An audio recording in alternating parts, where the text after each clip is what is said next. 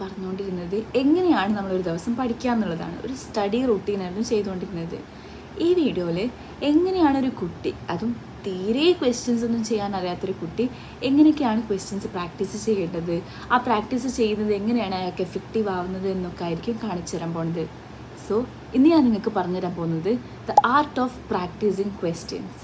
അഥവാ നിങ്ങൾ നന്നായിട്ട് ടോപ്പിക്ക് പഠിച്ചിട്ടുണ്ടെങ്കിൽ പോലും ക്വസ്റ്റ്യൻസ് പ്രാക്ടീസ് ചെയ്തിട്ടില്ലെങ്കിൽ മാർക്ക് കയറില്ല.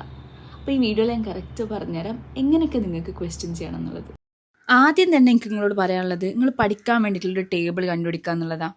ഒരു ടേബിൾ എന്ന് പറയുമ്പോൾ നിങ്ങൾ സാധാരണ എവിടെയാണോ പഠിക്കാനിരിക്കൽ ആ ഒരു സ്പേസ്, ആ സ്പേസിൽ നിങ്ങൾക്ക് ആവശ്യമുള്ള സാധനങ്ങൾ, നിങ്ങൾ ചെയ്യാൻ പോകുന്ന ഗൈഡ്, അതിൽ കൂടെ ഒന്നുകിൽ ന്യൂസ് പ്രിൻ്റ് എടുക്കാം, അല്ലെങ്കിൽ നിങ്ങൾക്ക് ഇങ്ങനത്തെ ഒരു ബുക്ക് എടുക്കാം, പിന്നെ ഒരു പെന്നും വാട്ടർ ബോട്ടിൽ. ഇടയ്ക്കിടയ്ക്ക് വെള്ളം കുടിച്ചുകൊണ്ടിരിക്കുന്ന ആൾക്കാർക്കാണെങ്കിൽ വാട്ടർ ബോട്ടിൽ അടുത്ത് തന്നെ വെക്കാം.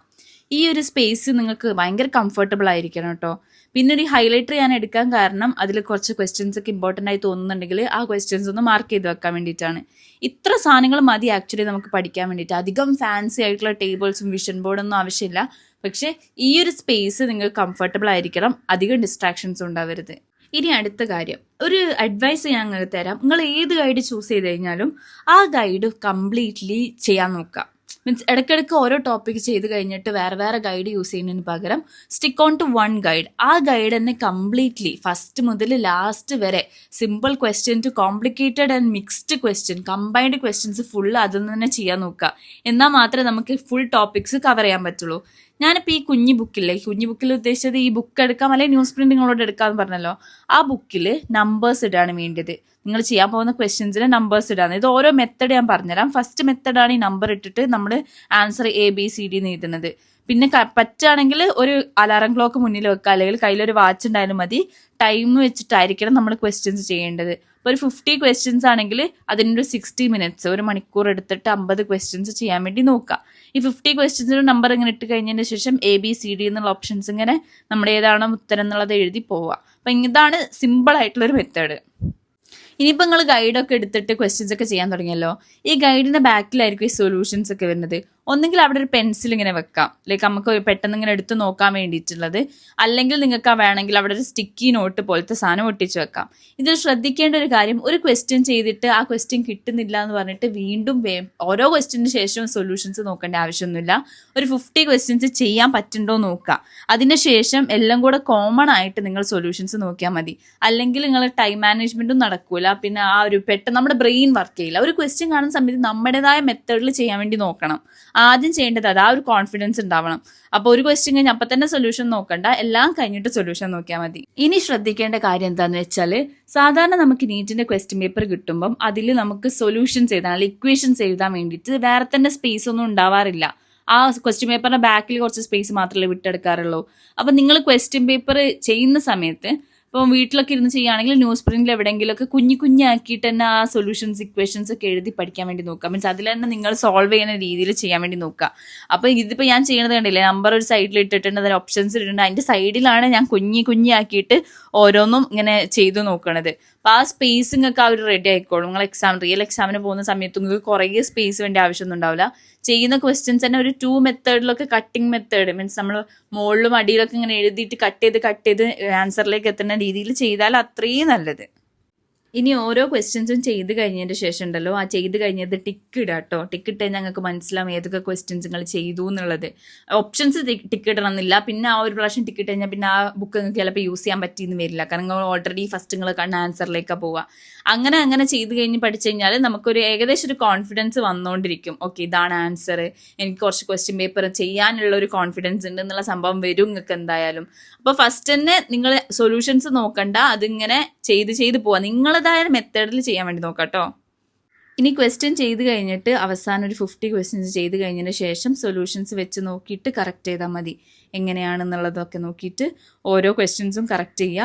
ഇനി ഏതെങ്കിലും ക്വസ്റ്റ്യൻ നിങ്ങൾക്ക് ടഫായിട്ട് തോന്നുന്നുണ്ടെങ്കിൽ അത് ജസ്റ്റ് ഒന്ന് ഹൈലൈറ്ററിനോട് മാർക്ക് ചെയ്തിട്ട് കഴിഞ്ഞാൽ നെക്സ്റ്റ് ടൈം നിങ്ങൾക്ക് ചെയ്യുമ്പം ഓക്കെ, ഇതിലൊന്നും കൂടെ എനിക്ക് പഠിക്കണം, ഈ കോൺസെപ്റ്റ് എനിക്കൊന്നും കൂടെ പഠിക്കണം, ഈ ക്വസ്റ്റ്യൻസ് ഒന്നും കൂടെ വർക്കൗട്ട് ചെയ്യണം എന്നുള്ളത് മനസ്സിലാവും. അപ്പോൾ അതിന് വേണ്ടിയിട്ട് നമ്മൾ ഹൈലൈറ്ററിനോട് മാർക്ക് ചെയ്തിട്ടുണ്ടെന്ന് കേട്ടോ.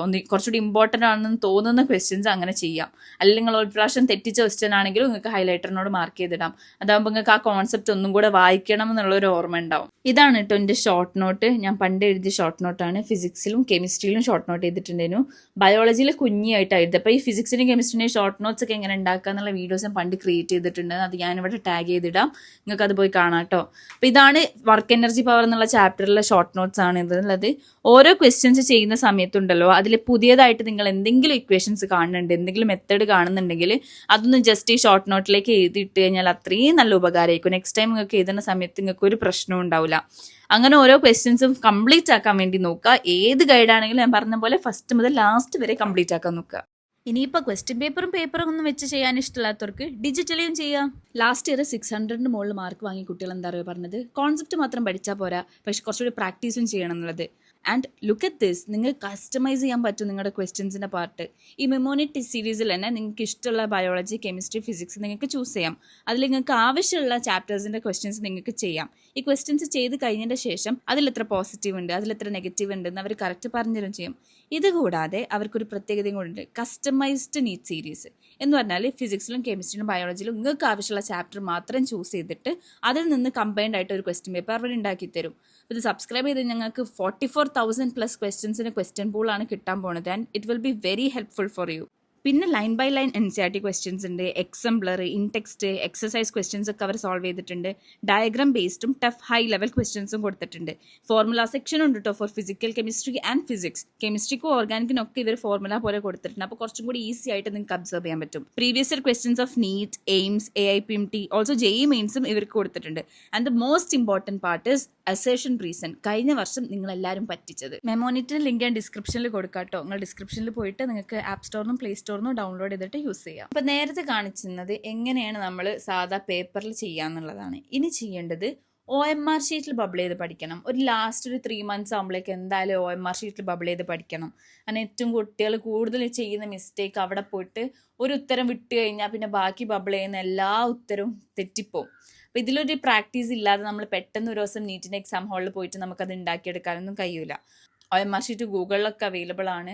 അതെടുത്തിട്ട് പ്രിൻറ്റ് ചെയ്യുക. പ്രിൻറ്റ് ചെയ്തതിന് ശേഷം അതിൽ തന്നെ പ്രാക്ടീസ് ചെയ്ത് പഠിക്കുക.